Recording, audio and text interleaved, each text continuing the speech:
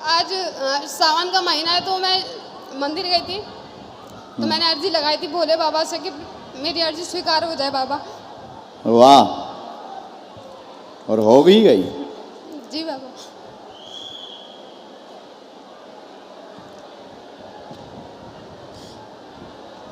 नजदीक आए, क्या बात है। गुरुजी पता नहीं क्या छोटी वाली बहन अभी एक्सपायर हो गई 26 तारीख को। कैसे? सुसाइड की उसने, घर में कोई नहीं था, अचानक से। तो कारण नहीं है आपको पता? नहीं गुरुजी, कारण नहीं पता है तो नहीं, कराया धराया कुछ ऐसे चल रहा है शायद, उसकी वजह से। तीन बातें हैं, हम बुरा मत मानना, हम साफ साफ बोलेंगे। और बोलिए। भाई बहन की शादी की है, बड़े जो हमसे हैं, दोनों का घर गृहस्थी ऐसी बिगड़ी पड़ी है, उलझा पड़ा है सब कुछ, घर बर्बाद है पूरा। बाबा राम नाम की भक्ति प्राप्त हो, घर पूरा बिखर गया। दरबार में बहन की अर्जी का रहस्य जानने आई हैं कि उनकी मौत किस कारण से हुई है। उन्होंने आत्महत्या की थी, परंतु तंत्र विद्या का प्रयोग व उनको स्ट्रेस दिया गया मोबाइल के द्वारा। एक जगह संगति का कारण था, जिस कारण से किसी के कारण डॉट डॉट डॉट समझ जाइए, किसी के कारण उन्होंने आत्महत्या की है। अब वो रहस्य सबको पता है, उस पर जाने की जरूरत नहीं है। भगवान सत्य की विजय करवाएं, ये आशीर्वाद है। बागेश्वर बालाजी सरकार की। भाभी है जो हमारी, वो बहुत परेशान कर रही है हम सबको। कृपा होगी। गुरुदेव, बस बालाजी की जोत चाहिए मुझे अपने घर में, अखंड जोत जलती हुई, और बस बाबा को ही माने हम। वाह, सदा भक्ति बनी रहे। हमें आपके मकान की मिट्टी चाहिए। जी गुरुदेव। आप जब आप आएंगे, जी आवे तो हमें मकान की मिट्टी दे दें।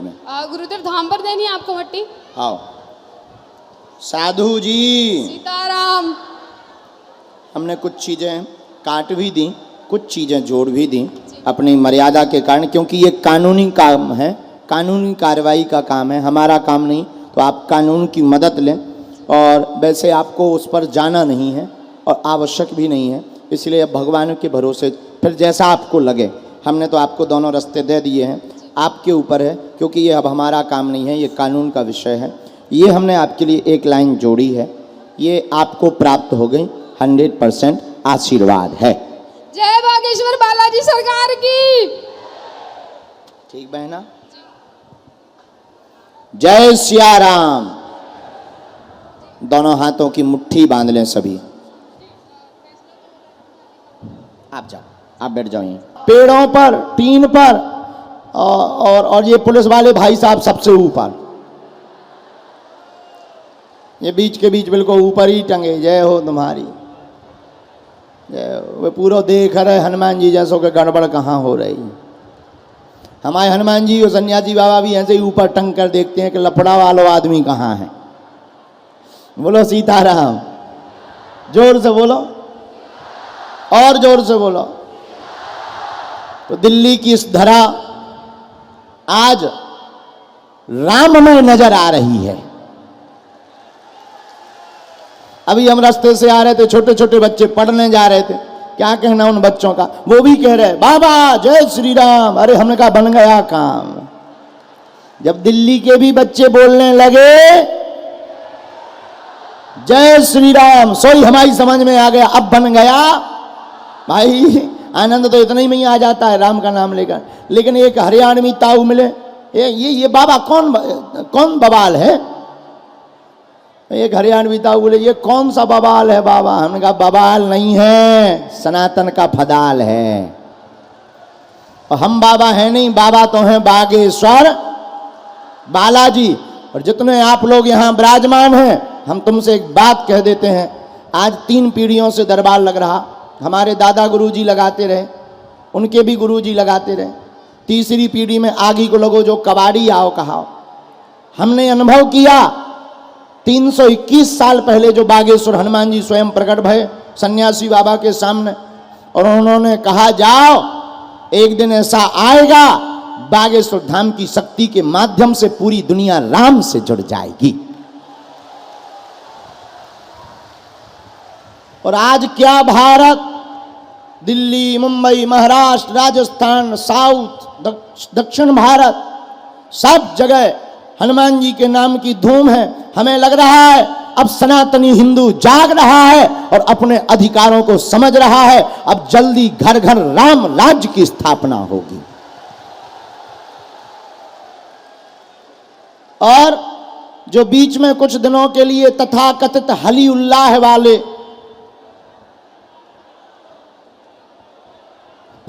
ऐसे, ये जितने भी हली उल्लाह वाले हैं, जिन्होंने छोटे मोटे चमत्कार दिखाकर हमारे भोले वाले हिंदुओं का जो घर धर्म परिवर्तन करवाया, अब वो बांध ले अपनी गठरी, क्योंकि अब बागेश्वर बालाजी बांधेंगे उन सबकी ठटरी। हाँ, अब तो भारत में केवल हनुमान जी का नाम चलेगा और मुगदर चलेगा, बाकी जय श्री राम चलेगा। और हमारा मानना है, भारत के लोगों, दिल्ली के पागलों, हम तुम्हें जगाने आए हैं। पर्चा तो बहाना है, चमत्कार दिखाना तो बहाना है, असलियत में तुम सबको हनुमान जी का बनाना है। हम चाहते कि तुम किसी तांत्रिक, मौलवी, मौला या किसी भी ओझा गुनिया, चाहे वो किसी भी मजहब का हो, चाहे वो किसी भी धर्म का हो, तुम ऐसे तथाकथित के चक्कर में ना पड़ो।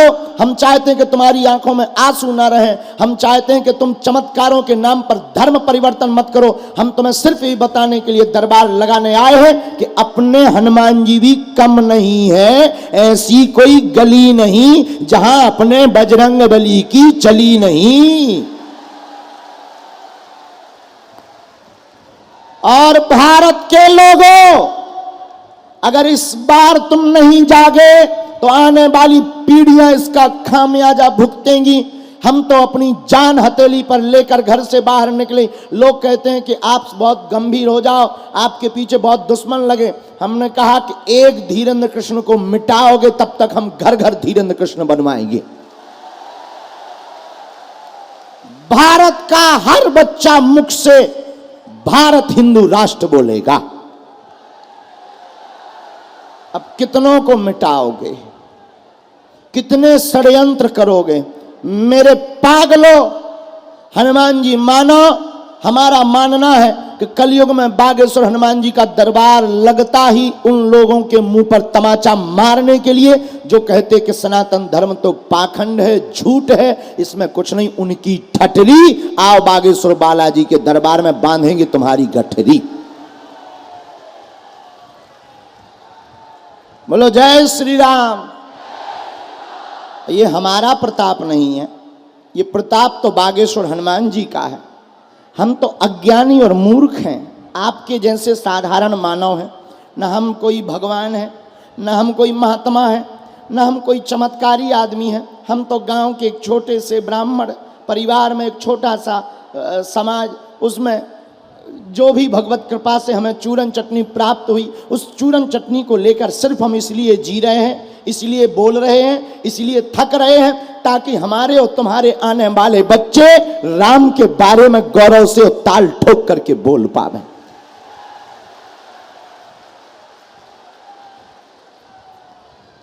और एक बात, मेरे पागलों, तुम जिस छत्र छाया में आकर बैठे हो, हमें और तुम्हें शक्तियां दिखाई नहीं पड़ रही, लेकिन शक्तियों को हम तुम जरूर दिखाई पड़ रहे। और हमारे प्रिय रवि गुप्ता और उनकी ये तिनका एक सहारा की ये पूरी टीम सामने बैठी हमारी, इन्होंने जो अटूट मेहनत की कि कैसे भी करके गुरुजी आ जाएं। और एक बात बताएं, हमारी कथा या दरबार किसी के नाम के प्रचार के लिए नहीं होती है, ना हमसे इस बहाने तुम करवाना।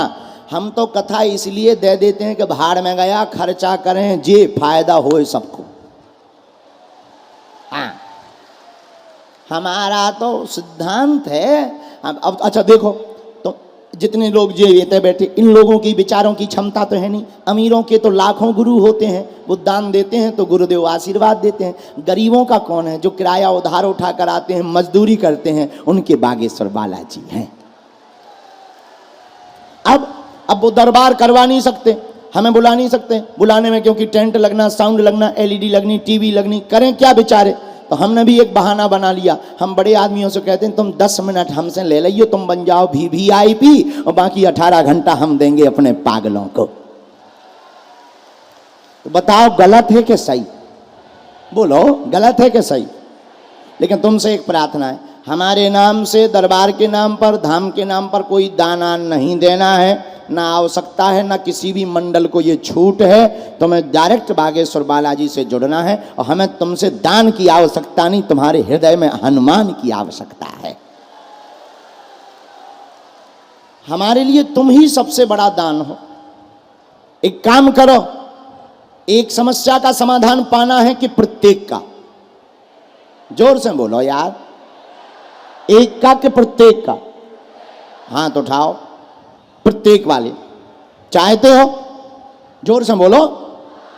तो सुनो, पूछो क्या?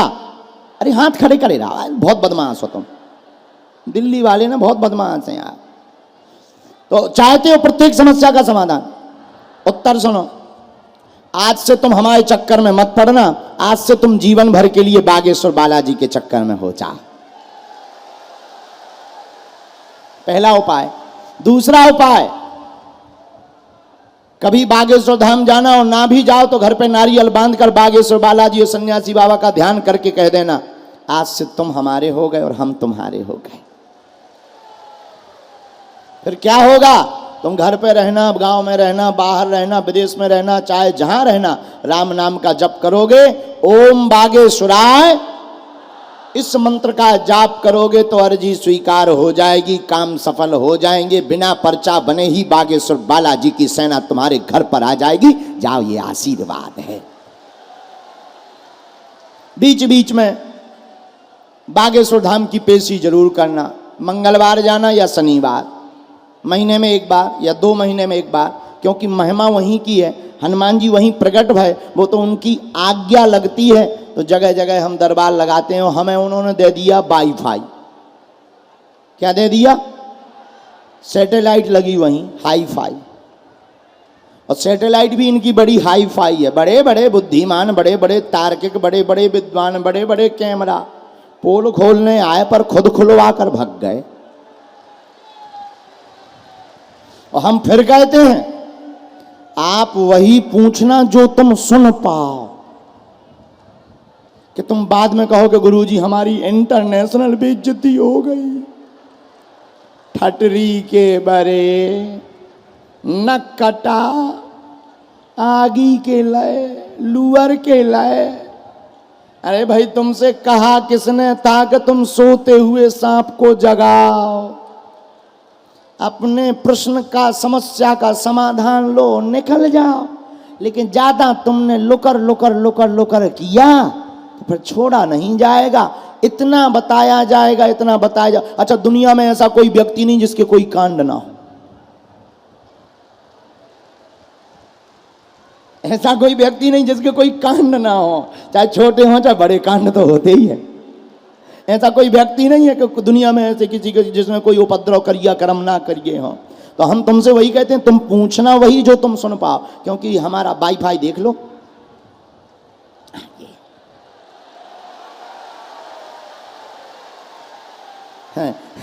ये आदमी खतरनाक है, इसमें पूरा बायोडाटा है तुम्हारा।